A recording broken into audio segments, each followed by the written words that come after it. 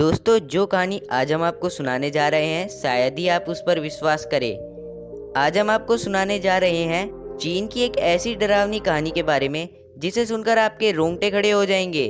यह कहानी एक डरावनी बस की है जिसे आप बस नंबर 375 भी कह सकते हो। चलिए अब हम आगे बढ़ते हैं इस डरावनी कहानी की तरफ।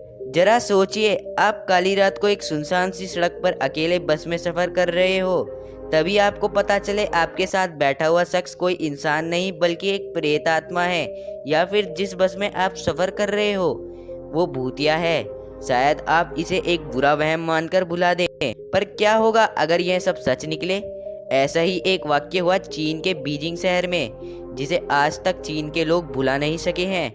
जहां पर एक बस चली थी अपने यात्रियों को उनके गंतव्य स्थान तक पहुंचाने के लिए, लेकिन वह सभी लोग पहुंचे तो मृत्यु लोक में। इसी घटना की वजह से चीन के लोग आज भी देर रात में बस में सफर करने से डरते हैं। यह पूरा मामला इतना पेचीदा था कि इसे समझने में चीन की पुलिस और मीडिया आज तक विफल है। इस वजह से इस घटना को बीजिंग की न्यूज़ वेबसाइट और मीडिया ने इसे द मिडनाइट बस ऑफ 375 और द लास्ट बस टू फ्रेग्रेंट हिल्स का नाम दे दिया।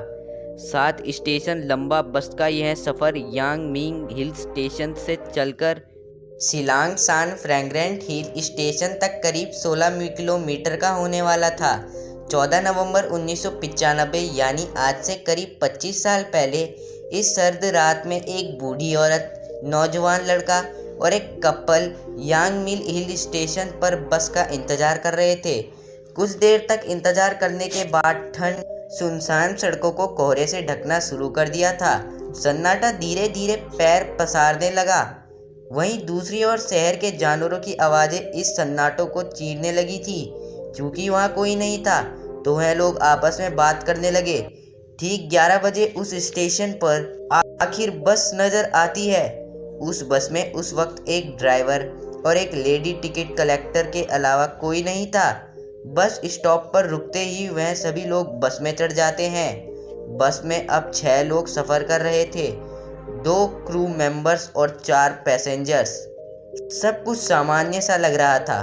रात का समय होने के कारण सड़कों पर खामोशी चारों तरफ फैली हुई थी और सिर्फ बस के इंजन का शोर ही सुनाई दे रहा था। बस में बैठे यात्री बाहर के नज़ारों का लुत्फ उठाने लगते हैं, पर कोहरे ने उनके इस मंसूबे को तो नाकाम कर रखा था। बस कुछ देर तक चल, तभी ड्राइवर को सड़क के किनारे एक हाथ हिलाते हुए 2 परछाई सी दिखती है। ड्राइवर पैसेंजर्स को बस में चढ़ाने के इरादे से बस को रोक देता है।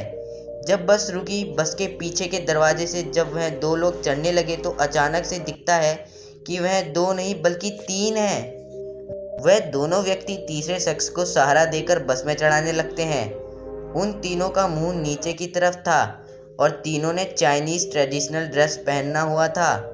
ऐसा लग रहा था कि तीनों ने शराब पी रखी है और यह तीनों बस की आखिरी सीट में जाकर बैठ जाते हैं। यह अजीब नज़ारा देखकर बस में बैठे बाकी यात्री घबरा जाते हैं। इस तरह से अब बस का माहौल काफ़ी डरावना हो चुका था। जब बस अपने अगले स्टेशन पर पहुंची तो बस में बैठे कपल बस से उतर गए। बस में बैठी वह बूढ़ी औरत डर की वजह से आखिरी सीट पर बैठे इन 3 व्यक्तियों को बार बार पीछे मुड़कर देखती रहती है। कुछ ही समय बीता, फिर वह बूढ़ी औरत अचानक से चिल्लाने लगी और कहने लगी कि इस लड़के ने मेरा पर्स चुरा लिया है, जबकि वह लड़का साफ साफ मना कर रहा था कि उसने कोई चोरी नहीं की। वह बूढ़ी औरत लेडी कंडक्टर से कहती है कि मुझे और इस लड़के को अगले स्टेशन में उतार देना, मैंने इसकी पुलिस कंप्लेंट करनी है। अगले स्टेशन पर पहुंचते ही जब वह दोनों बस से उतरते हैं तो वह लड़का गुस्से में बोलता है कि मैंने कब आपका पर्स चुराया और कहां से? यहाँ पुलिस स्टेशन। बूढ़ी औरत उसे शांत करवाती है और उसे कहती है कि तुमने मेरा कोई पर्स नहीं चुराया, बल्कि तुम्हें इस स्टेशन पर उतारकर मैंने तुम्हारी जान बचाई है। वह लड़का हैरानी से पूछता है कि तुमने ऐसा क्यों कर लगता है?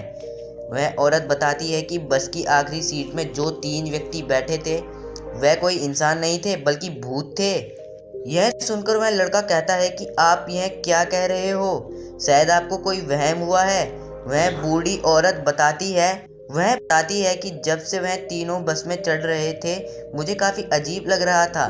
और उनके आने से बस का माहौल भी डरावना हो गया था, इसलिए मैं बार बार पीछे मुड़कर उनको देख रही थी। लेकिन जैसे ही हवा का तेज झोंका आया तो मैंने देखा कि उन तीनों के तो पैर ही नहीं है। फिर वह तीनों बस में कैसे चढ़े, यह सुनकर वो लड़का हैरान हो जाता है और बड़ी मुश्किल से हिम्मत जुटाकर उस बूढ़ी औरत से पूछता है कि अब हमें क्या करना चाहिए। वह कहती है कि हमें पास के पुलिस स्टेशन में जाना चाहिए। वहां जाकर वह दोनों पुलिस को सारी बातें बताते हैं, लेकिन पुलिस वाले उन दोनों को आश्वासन देकर घर भेज देते हैं। अगली सुबह न्यूज़ में यह खबर आती है कि बस नंबर 375 अभी तक अपने गंतव्य स्टेशन, उसको तो रात को ही अपने स्टेशन पर पहुंच जाना चाहिए था। पुलिस वालों ने बड़ी छानबीन की और यह पता चला कि बस और बस के क्रू मेंबर्स दोनों बस समेत गायब हैं। ना ही बस मिली और ना ही बस के क्रू मेंबर्स। जब छानबीन चली तो पता चला कि बस के गायब होने से एक दिन पहले इस बस की रिपोर्ट दर्ज हुई थी। जब पुलिस उस बूढ़ी औरत और लड़के के पास पहुंचे तो पता चला कि जब वह दोनों अपना मानसिक संतुलन खो बैठे हैं और एक हॉस्पिटल में इनका इलाज चल रहा है।